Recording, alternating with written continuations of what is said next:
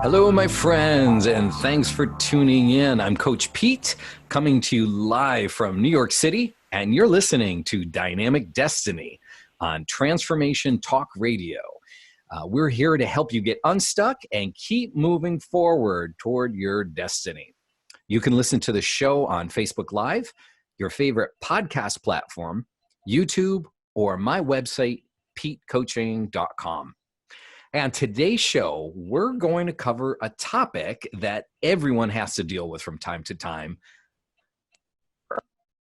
No fun, but we all have to deal with it. So how are you going to handle it? If you have a big failure, can it sidetrack your destiny or keep you stuck? It will if you let it, but it doesn't have to. And in fact, if you use the right mindset, it can actually propel you into your destiny. I can't wait to unpack that with you today. And as always, I have feedback from you, our listeners, and I'll be answering some of your questions. The quote for today comes from Michael Jr. Michael Jr. is a comedian, and his quote is, "Perfection is not protection from rejection." I like it because it rhymes, but it's profound. Perfection is not protection from rejection. And boy, don't a lot of us try to do that sometimes when we don't want to be hurt or we don't want to be rejected. We double down and we think by working really hard and trying to be perfect, that's going to protect us from criticism or rejection. And it doesn't, because you could be perfect and people are still going to criticize you or disagree with you or reject you. And that whole concept of perfection it's a myth, right? It's an illusion. It can keep striving. Perfection is not protection from rejection. So stop trying to be so perfect all the time. It's not needed. Just do your best and enjoy and accept the fact that not everybody's going to love you or your message. That's okay. They're not part of your tribe. They're not your audience. You go find the people who you are meant to be with. Hey, I have a great story about destiny from Heather Schwartzmiller. And Heather is a school teacher from a small town in Pennsylvania called Newville. And Zach, if you could put that picture up, this is a photo. If you're listening to the audio version of this on podcast, you can't see the photo. But if you go to YouTube, my YouTube channel, you can see this. You can see this photograph. There is a picture of this little girl. It's Heather. I'm guessing she's about 3 years old in this picture. She's sitting in her bedroom on a chair. She has a quilt on her lap. She's got a little dolly on her lap, and she's got a storybook. And then up against her bed on the floor is this whole line of Cabbage Patch Kids that she has. These are her dolls. And she's reading them a book. And Heather writes, "This photo hangs on my desk to remind me that the dream to be a teacher was in me ever since childhood. At my college graduation party at my church, my parents presented me with this picture blown up in an enlarged format, and I have it displayed in my classroom ever since." Fast forward 34 years from when that photo was taken, and now I'm in my 16th year of my teaching career. However, something that's always baffled me about this photo is that I never attended preschool because my mom was a stay-at-home mom, and I have no explanation for why I would have set up my dolls in a way that looks like school since I had no concept of school. Wow, I think that's an amazing story. Thanks for sharing the picture, Heather, and giving us permission to tell your story. I think that's an amazing story of clarity on calling and destiny, written in this little girl's heart back when she was 3 years old. She just wanted to nurture and instruct, and now she's doing it full time. That's awesome. You know, I also saw a video. I don't have the video to show, but I saw a video just a week ago. I think it was on Facebook. There's this little 3-year-old kid. He's got a basket of little soft footballs, like small size Nerf footballs. He's pegging those across the living room into this small hole on the other side of the room, and he's nailing every single one of them. And you're just like, he's got great form, and he's probably like 2 or 3. And I was like, oh my gosh, this kid has quarterback written all over him. I love when you can see those kinds of things, when you can see a really clear calling or destiny in someone right from they're little. However, it's not that straightforward with a lot of us, okay? And that's why we have this show, Dynamic Destiny. It's to help you get clarity and to pursue your destiny. But I also love to see when there's examples of this, because it just shows there's a plan, right? There's a destiny, there's a calling on our lives. Hey, I got some feedback from some of our listeners. Have you listened yet to episode 10 with my guest, Josh McGrath? If you haven't yet, then you owe it to yourself to listen to this. Josh is a young man who is changing the national conversation around unintended pregnancy. But really, the principles that he lays out apply to lots of other difficult situations that we face in life. I got a lot of feedback from that interview, and I'd love to hear from you as well. If you ever wanted to give me feedback, just email me, askpete@petecoaching.com. One listener wrote, loved your show this week. It was very touching and painful from my own story of isolation, shame, and fear during my unintended pregnancy. I now use that pain to reach out with compassion to others in that situation using the third choice approach. That's the approach that Josh laid out for us. So, hey, thanks, listener, for I'm keeping you anonymous, but thanks so much for giving us that feedback, and I'm glad it resonated with you. Another comment. Great guest, Pete. As a fellow baby boomer, I have often wished for a shift in this conversation. And another comment. Great guest, Coach Pete. It requires another listen. And, I absolutely agree with that. I had to listen to this episode a few times because, I do post-production and I get it ready to put up on YouTube. And so I just kind of had to go through all of the notes a few times. And I really did have to hear it a few different times before some of these concepts really started sinking in. This episode is what we call content dense. I mean, there's a lot of heavy, meaty stuff in there, and it goes by real fast, and Josh is super articulate. But if you have the time, I highly suggest just go back and listen to it again. The episode is called Changing the Conversation. It's episode 10 in this season. And just give it a second listen, because some of that stuff, you just have to hear it a few times for it to sink in. Now, that's what we do on this show, okay? We try to change the conversation.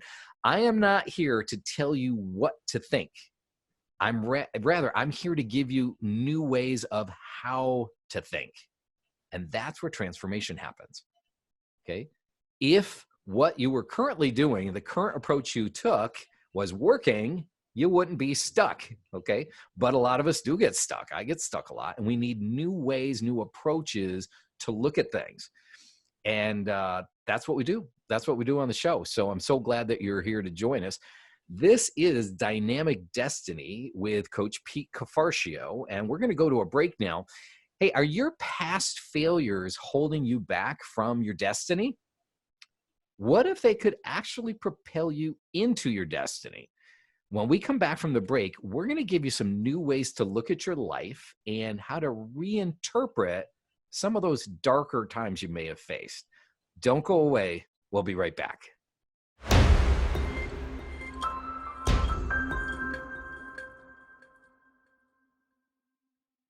Welcome back to Dynamic Destiny. I'm your host, Coach Pete, and today we're talking about how to handle failures in your life.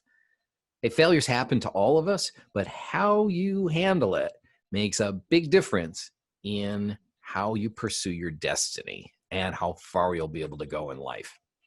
So we're going to dig right in. The first powerful principle that I want to lay out for you is this one. You can change your past. What? Is this Back to the Future, Pete? You doing time travel? Nope, but you can change your past. No, obviously I'm baiting you. So let's talk about this. Here's a powerful principle. The events of your past don't have power over your life. What you tell yourself, your narrative about those events, is what has the power. Okay, so the events of what happened to you don't have power over your life. It's what you told yourself, how you made sense of it, the explanation that you gave. That's what has the power over your life. Now, this is an important principle because even though you can't change the actual events, you can change the story that you're telling yourself about that. And that's where it gets really, really powerful. So let me just give you an example of that. And the first one I'll use from my own life. I am just insatiably curious. I love to learn about all different types of things. And I also learn by doing. I wanted to go try something. I want to go figure it out. I'm really interested and creative and curious about this. And then I lost interest in that. I'm going to go do this and figure something else out. And then I go back and I think about these things and I see connections between things that aren't always obvious to other people. You do that over and over and over again for years, and what winds up happening is you can get a reputation for being kind of like a jack of all trades. So I have, like I said, a lot of different interests. And jack of all trades isn't that bad, but when people say you're a jack of all trades, master of none, and I have a young family and I've got to like build a career and things, you can start to wear that kind of this label, and it's kind of shameful. And at the time when I was really dealing with this, I was surrounded by people who were experts or masters and things. It was also more of a farming community, which rewarded consistency and stability, and this is what I do, and I'm going to do it for the rest of my life. And I'm like, oh my gosh, if I did that for the rest of my life, I'd go crazy because I want to try this and I want to try that and all these other things. So this is the story I'm telling myself. Oh, I'm defective, I'm deficient because I can't settle down on anything. And I was wearing this narrative that was really very disempowering, until I went through an assessment and I saw the facts in my life. These were the facts was that I'm naturally curious. I've done a lot of different things. And all of a sudden I was able to tell myself a different story, that my natural curiosity and my propensity to jump in and get things started were perfectly suited for someone who is more entrepreneurial and likes to start things. And all of a sudden I had this major paradigm shift around the narrative around my own life is, no, I'm not the flighty guy who can't settle down. I'm the activator who can get things started. I think I've told this story before in the episode, but I wanted to really frame this out. It's not the events of your past. It's what you tell yourself. And so you have permission to tell yourself another story. I told myself a different story. And all of a sudden, I'm not the guy who can't figure out what to do. I'm the guy who is ideally suited to go help teams get things launched. And, I'd come into an organization. Oh, I can see the big picture. I see how all the pieces need to fit together. I'm going to go dig in, start up the marketing department. I'm going to get it going. I'm going to lay a really good foundation. Hey, we're in a good place now. I'm going to go hire an expert that all they do is marketing and let them go run that department. I'm on to something else. Maybe I'm starting up the sales department. Maybe I'm getting product management going. Maybe, whatever. And that's one of my superpowers. And so once I could tell myself that story, it completely flipped the script for me. It was really empowering. Also, I want to tell you another story. This comes from one of my coaching clients. And he was in a situation, I was coaching him, and he had a pretty hurtful situation where he was pretty much let go. He resigned, but he was asked to leave from a large corporate environment. Now, he was with a somewhat smaller company that got acquired by this larger company, and this client of mine is really well known for executing. He gets stuff done. He's very kind of directive and driven, and so his group got acquired by this larger company, and they set up a special department for him and the new people that got acquired. And although the guy who hired him within 1 month left the company, and now he's got to report to two different people, dashed lines, kind of, nobody really knew what they were doing and how to direct him. Anyway, he still crushed his numbers and exceeded all of the goals that were required. However, this company was very political, and meaning it didn't matter about your numbers. It mattered if somebody liked you or not. And somebody didn't like him. I don't know, all the details on this, but, and by the way, if you look at his Clifton strengths, he's super strong at executing and influencing, but his relational skills aren't real strong. And so somebody sabotaged him on a review, even though he did really well in his numbers. And they kind of ganged up on him and said, you know what, you need to leave. And he did. It wound up being a bad situation. Now, fast forward, he's at his new company, and I meet him, and he becomes a client of mine, and he is just wearing this label on his forehead. Our very first, we call it a discovery call when we get started with coaching, and he's just, within minutes, latches back onto this past story, and it's just frustrating. You could just tell it was so hurtful to him and really sapped a lot of his confidence. And his response is, I just got to work harder. I'm like, dude, you work really hard already. I'm not sure that's the answer. And so I walked him through a process. Now, pay attention, because this is going to be the Make It Real challenge. And let me tell you about the process that we walked through. So I want you, in fact, let's do the drum roll right now. Here's the drum roll. Bam, Make It Real challenge. It's early this episode, but I want you to so pay attention. Pick a failure in your life that is really setting you back, and you feel has told you the story that you can't succeed in a certain area, or it's limiting you, especially if it's an area that you would like to pursue, or it's something that you feel is part of your destiny, but I can't because fill in the blank. Okay, you've got some failure. Now, the process, I'm going to tell you the process. I'm going to show you how it worked for my client too. First step is to write out the story, just the way you think about it, just the way you remember it. Write it out, use as much detail as you want, but just get it out of your head. Get it out of your head, get it out of your heart, and get it down on paper. Because after it's on paper, you can deal with it more objectively. If you're still swimming in your thoughts are swimming in your head all the time, they bounce off of each other, your emotions kick in, and you can't get clarity. This is just a really good thing to do in general. Sometimes get it out of your head, get it down on paper, and it really helps. So write out your story. That's step one. I had my client do that, and it was like a 2.5-page document.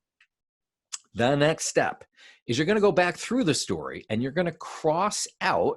You can just use a pencil if you wrote it or typed, highlighted, or whatever you want to do if you typed it up.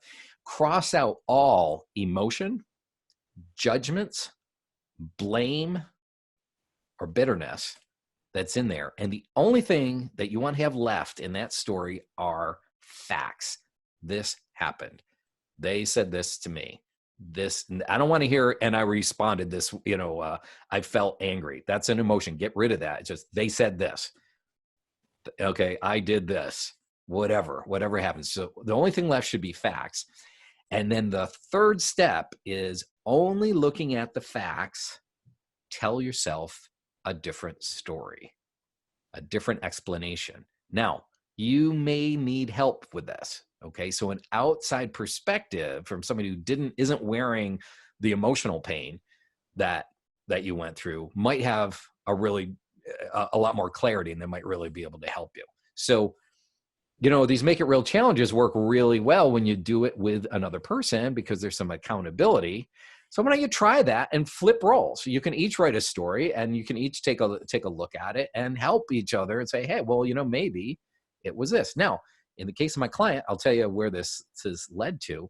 When he was able to go back and see, one of the things that happened was his department got formed. He was left to lead it, but no one was giving him direction.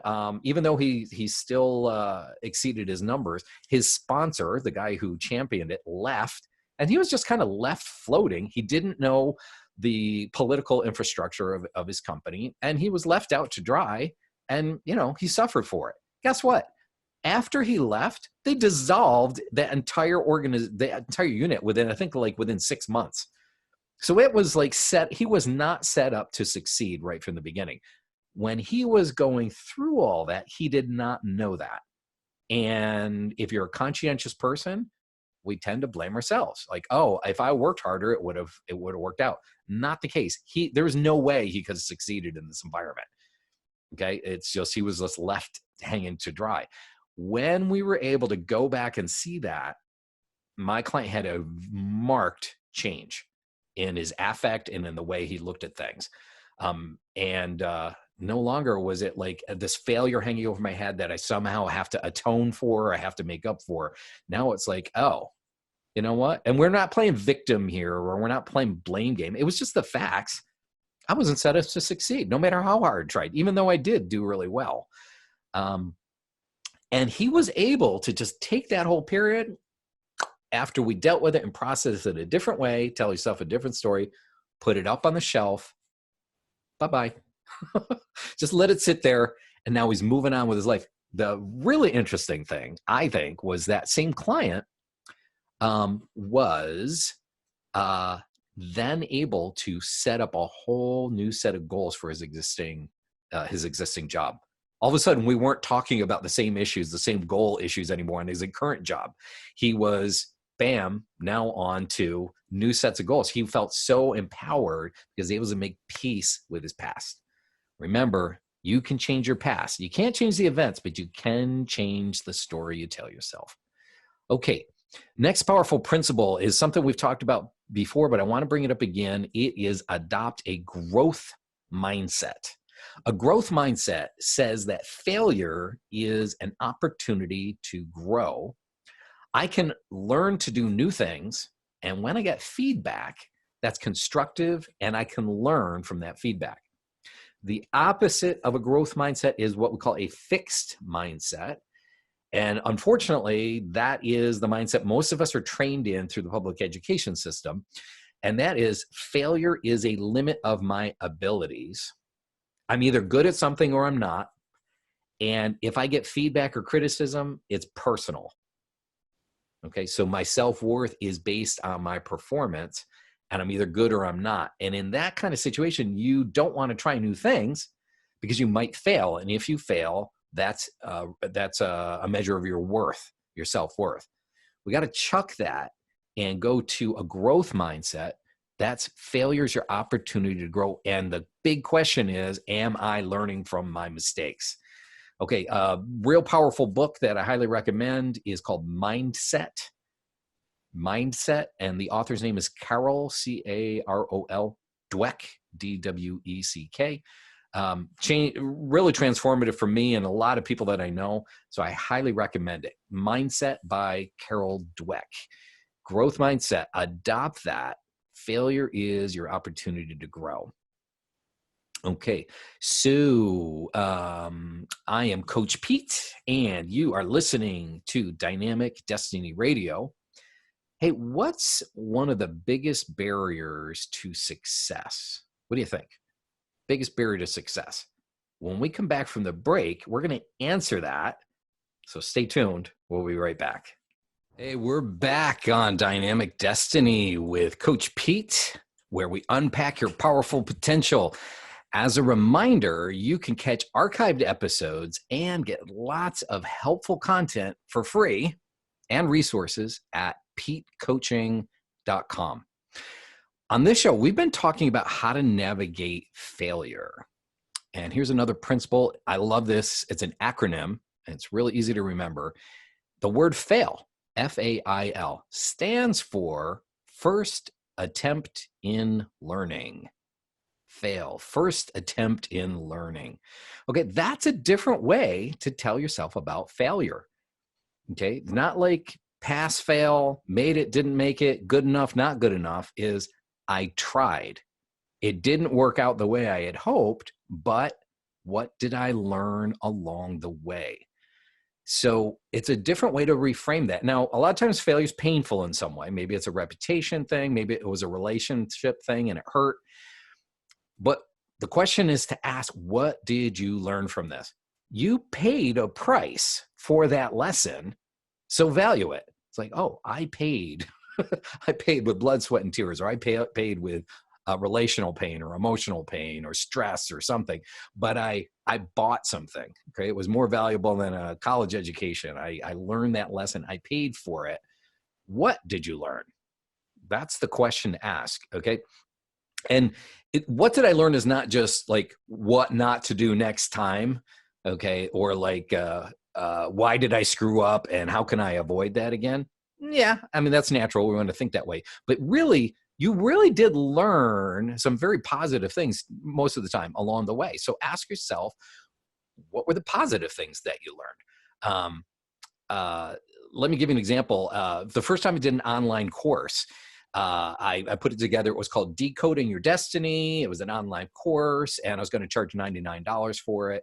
And I got all the curriculum set, and I started advertising for it. And like nobody signed up for this course. And I was like, oh, I hate direct-to-consumer marketing. I hate digital marketing. I don't want to do this anymore. I'm a failure at it. And I was feeling pain over it. And then I had a mindset shift in the middle of it. And it said, hey, wait a minute. Maybe I'm not going to make money on this. Obviously not, because no one's signing up for it. But there's an opportunity for me to learn as much as possible I can about doing an online course. And so I said, okay, you know what? The value for me to learn is more important than the financial that I would have made doing it. So I shifted and I said, you know what? I'm going to do this for free. I'm going to give it away for free just so I can learn on how to get people signed up, how to run a course, how to follow up with them. And so that's what I did. Now, in the middle of that, I had an upsell, like, hey, to the people who attended the class, if you wanted to purchase a one-on-one coaching session from me, here it is, and a special discount or something like that. Well, guess what? All of the attendees except one signed up for that upsell later on. They didn't do it ahead of time, but after they got into the course, they all signed up. So I did actually wind up, at least breaking even financially on it. But I learned a lot. And that was the key, instead of viewing it as a fail, I'm never going to do this. I just turned it into a learning experience. And I still have more to learn, right? And I've run that a few other times. Same thing can happen with relationships, right? Maybe, we've all been hurt in relationships, so like, like a romantic relationship or a close friend. And there's times you can feel really taken advantage of, or maybe you were even in an abusive relationship when you were younger or something. You can ask yourself, what did I learn? I paid a price for that. What did I learn? Now, the wrong answer is don't trust people. Okay. The right answer could be like, oh, I learned that I need to set appropriate boundaries for behavior, and that I'm going to enforce those boundaries. I learned that I need to respect myself or other people won't respect me. I learned that I need to take responsibility for my own happiness and not expect someone else to take responsibility for my happiness. I learned that I can't get my identity from helping other people solve their problems. Okay, these are all really positive things that you can learn. You paid a price, they're painful, but it's a whole lot better than don't trust people. Okay, these are positive things that you can all grow on. Now, fail first attempt in learning. Don't take my word for it. There are some very famous people who can say the same thing. Now, who do you think said this? Here's a situation. This guy worked at a newspaper, and his former editor told him he, quote, lacked imagination and had no good ideas. Now, from that, this person, there was a big fail there, came up with his life lesson and said, I think it's important to have a good, hard failure when you're young, because it makes you kind of aware of what can happen to you. And once you know the worst, I've never had any other fear in my whole life that really has set me back, because I already had a big, hard failure. Who said that? Walt Disney. Okay. His newspaper said he lacked imagination, his editor, and he had no good ideas. Here's a woman. She was a broke, depressed, divorced, single mom, simultaneously trying to write a novel while studying.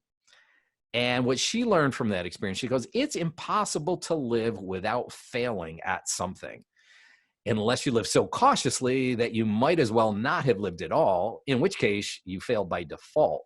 Who said that? That was J.K. Rowling, the author of the Harry Potter series, one of the richest women on earth now. You might know the story of this woman who was an anchor, a TV anchor in Baltimore, but she was fired from her first job.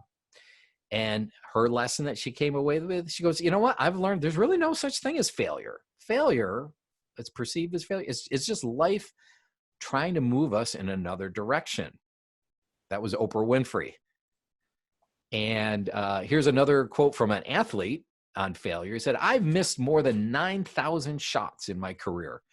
I've lost almost 300 games. On 26 occasions, I have been entrusted to take the game-winning shot, and I missed. I have failed over and over and over again in my life, and that is why I succeed." And you might know that quote. That's from Michael Jordan. Okay.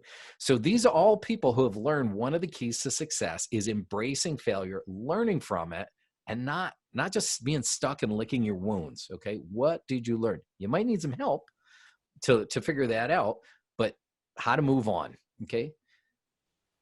Success doesn't teach you a whole lot. In fact, sometimes your biggest barrier to success is success.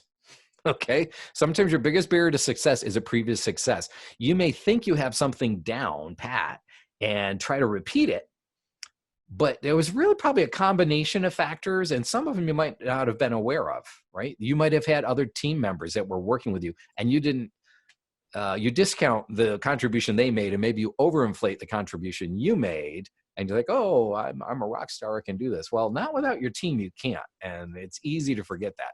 I've been there. I've done that myself. You may have been just lucky with your timing, dumb luck, and you think you're fantastic at something. Okay. But you don't learn from success. Okay. You don't learn. It can be really deceptive. And then you think, oh, I can go do this again and try and just repeat this whole thing. Well, no, a lot of times you can't. Okay. You don't learn from success. The only place of growth is outside of your comfort zone. Okay. You have to get outside your comfort zone, or you're just not going to grow. Okay. Here's another principle on navigating failure is understand the difference between guilt and shame. Yeah, this is real important. Guilt is, I did something bad. It's about my behavior. Shame is, I am bad. It's about my identity. Okay. And the reason I want to highlight this is sometimes we've done bad things, made mistakes, sometimes a really big mistake, right? But you can own that as shame when it's really that's really not the case. You're not a bad person. You just messed up. Okay. It's also important to understand the difference between a failure and an execution. Okay. Something you did or a bad judgment call you made versus a moral failure. Okay. So there's a difference there. Don't let an execution failure cause you to take on shame. Like, oh, I'm bad luck. I screwed up my whole company. I'm to blame for my family falling apart or whatever. Okay. So work through that stuff. Okay. Remember, execution failures, don't take shame on for that. Okay. And don't turn it into a moral failure. However, sometimes we do have moral failures and we really screw up that way too. And you can't just write that off and say, oh, well, we all mess up sometimes.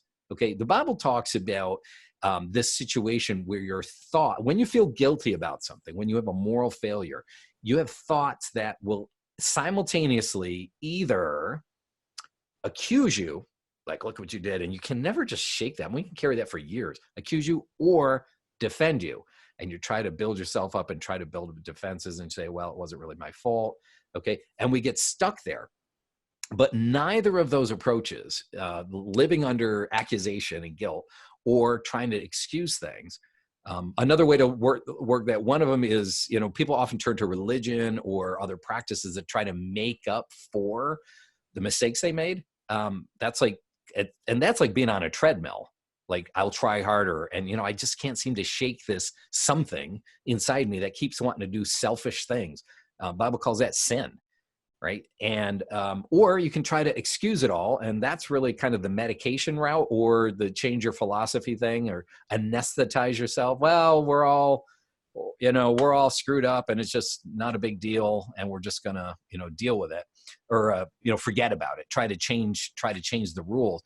That doesn't really work either, because way in the back of your mind, these reminders come back and say, you know what? Nope, you don't measure up. Nope, you're disappointing. You're failing, right? You're morally, you're failing. You're hurting other people. You're hurting yourself, no matter what you try to tell yourself. So the striving harder and the anesthetizing, neither of those really work. How are you going to make up for this? That's the good news. And that is why God sent his son, Jesus, to die for your sins. Jesus came to earth. He didn't sin at all. And so he didn't need to be punished or, have to try to make up for sin. Instead, he said, you know what? On behalf of everyone else, I'm going to take their sin for them. And so no longer do they have to strive, and no longer do they have to anesthetize. Instead, come to me in faith. I want to have a relationship with you. I'll forgive your sins. And if you just trust me and believe in me, choose to turn from your sin. I'll forgive your sins. I'll also send my spirit to live inside of you, and I'll start to change you from the inside out. That's the good news of God's love for us. It's why Jesus came. No other religion offers that. All other religions offer some sort of trying harder to make up for the bad in your life. This is saying, hey, I can't make up for it. Jesus came and he took my penalty in my place. So it's changed my life completely, and I'm here to testify of God's love and God's goodness, and encourage you to do the same as well. If you'd like to talk more about that, just write to me, askpete@petecoaching.com. Love to start a conversation and just hear where you're at. And we just dialogue. You won't get an earful of preaching. We can just talk about it. Hey, you've been listening to Dynamic Destiny with Coach Pete. We're going to take a quick break. When we return, we're going to answer some of your questions. So don't go away.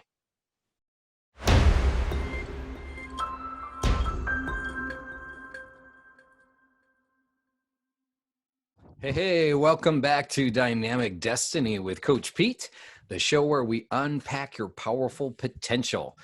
For this part of the show, I answer some questions that my listeners have been asking. To send your questions, email askpete@petecoaching.com or visit my website, www.petecoaching.com. So this question comes and says, the writer wrote, he said, if you are considering a career move, when is it time to bail versus looking for other opportunities internally at your company that you might not be aware of? Okay, there's a lot to that, and not every situation is the same, but I'm going to give you some general principles. The first is this: when should you, first of all, bailing is it's expensive. It's expensive for the company, and it's harder for you. I mean, there's a cost to it, right? You're going to have to go do a really thorough job search, and you're going to have to go learn an entire new company, and your productivity level won't be up to where it should be. It's going to take you like anywhere between 6 to 8 to 24 months before you're really back up to full productivity. So consider, if you can, staying first. And here's a couple steps. In these situations, it is best to try to talk it out and maybe find a new role. First of all, if you're not being managed well, okay, and when I say that, we're talking about, do you have clear expectations of what you need to be doing? Are there clear measures of what you need to do to perform well? And are you getting appropriate feedback? This is basic stuff. You'd be amazed, or maybe not, of how often that does not happen. It's entirely appropriate for you as an employee to speak with your manager about those things if you're not getting them. If that manager is either incompetent, and I'm not saying that as like a major put down. Some people just literally haven't had management training and they don't know how to do that well. Go one level up and just say, hey, here's my situation. I'm really not happy with my job. I don't have clear expectations. I don't know how I'm doing, and I'm not getting valuable feedback. So I don't know. And I'd like to consider another role. It's entirely appropriate to do that. Okay. You might have a terrible boss or think you have a terrible boss, but you have to go through this step first. you might be really surprised. Okay. That boss might be like, oh my gosh, I thought when I said this, that was the feedback that you needed. But apparently communication takes two. It takes two to miscommunicate. Okay. And it takes two to communicate. So talk it out. You might be surprised that you might be missing some clues, or your boss just needed to hear that. And your boss will be like, okay, you know what? I can change that. And let's get together more often. So don't just get so stuck in your head. Talk it out. The person who wrote this question actually continued on and said they had an employee that had an offer from another company and was going to bail. Had a job, or they made him a salary offering, and it was going to be better job security. But his existing company countered, and really what that employee really needed, he just wanted to know that he was valued. That was what was leading him to want to leave the company. He wasn't getting enough feedback. Through the process, he got it in spades. They were heaping it on, oh my gosh, you're so valuable and things. I think that company learned a lesson. Like, you know what? We have to be more proactive and tell our employees how valuable they are. This person, that's really what this person really needed. So he didn't bail. He wound up staying, and he found another role. So that was awesome. Now, another thing you want to talk about is if you feel like your strengths are not aligned well with your role. Okay. And those things can change over time, by the way. The role could evolve, or, you know, there was somebody left and they were carrying a certain portion of the duties within your group, and now it's on you, and it's really a bad fit. Anyway, when you're feeling like misaligned, I know I can work hard. I know I can make a better contribution, but it's just not in this role. It's not working out well. That's another great time to talk with your boss or your boss's boss or other people. It's much more expensive for them to go hire a new person than to work with you and try to shift you into another role. So it's in their interest to try to keep you on board and maybe help you find another role. So don't discount that. And it's not a sign of failure, and it's not a sign of giving up. It's just, I just don't think I'm making my best contribution. Now, when should you bail? When should you leave your company? Well, here's a couple guidelines for that. If the vision and the values of your current company don't align with yours, or no longer align with yours, if they've shifted. I had that happen at a company. It was the stated mission was like, we're going to execute our best in this sector, provide great value to our customers, and make a healthy profit along the way. And everybody was like, great, we love the mission for this. I'm leaving out a couple details because I don't want to implicate the company. It shifted. We took some venture capital money, and a year later, what's the vision of this company? We're going to be $1 billion company. It changed. It was all about the money. It was no longer about providing great service and doing some cool things in the industry. It was just all about the money, and changed. And you could feel it change in the whole culture. Second, if you're asked to do something unethical, that might be a good sign for you to consider that it's time to switch companies. Or if the culture at your company is toxic, defined as the way they treat people. Okay. So those are some things that could, those are irreparable. They're not things that you can affect at your level, and they will erode you. They won't just go away. And they're things that it might be time for you to move on. Okay. As we wind down on this episode, I have a favor to ask. If you benefit from the show, could you please click the like button and share it with your friends? Or if you listen to the podcast, could you rate the podcast on your platform? That helps your podcast platform know that this is valuable, and they'll promote it more to more people. That would really, really help me. So I'd appreciate that. The quote for the day, again, comes from Michael Jr. Perfection is not protection from rejection. Perfection is not protection from rejection. Okay. I want to thank you all for tuning in to Dynamic Destiny Radio. I had a great time talking about failure, right? Just to be frank and upfront about it, because failure is usually something we hide about. We don't want to talk about it, but it's healthy to talk about. Talk it out. Do the Make It Real challenge. Go find somebody. Go rewrite the narrative of a failure that you had in your past. And then I want to hear about it. I want to hear about the change that it makes for you. I had a wonderful time. I hope you did too. Please join me every other Wednesday at noon Eastern, 11 a.m. Central, 9 a.m. Pacific. Have a great week. I hope to see you back here next time. And remember, you really are God's gift to the world. So be the best version of you that you can be, because we're depending on you. Bye-bye.